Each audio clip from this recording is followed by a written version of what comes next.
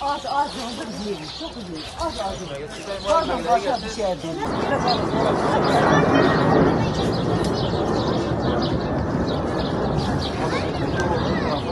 Ablacığım gelme. Ödesi atıyorlar. Abi su da var mı? Su var.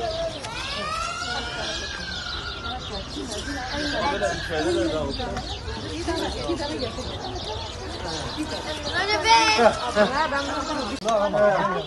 Zaten sen kendine alan ne yapıyorsun?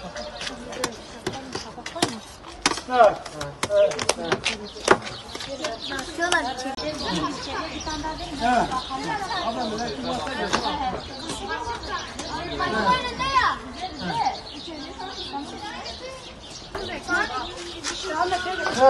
Kaşık burada var mı?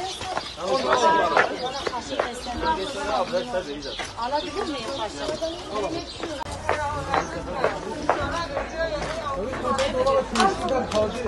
İdare olabilir.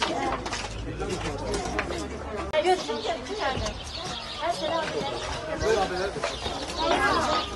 Eksik olan almayan varsa gelsin alsın diyorlar.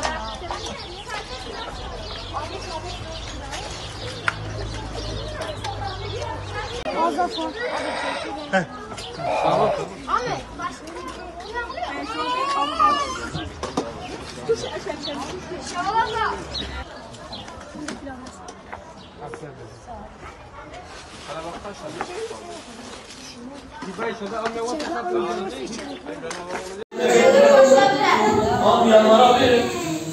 İHA Ebrar olarak sıcak yemek dağıtımı yapılıyor.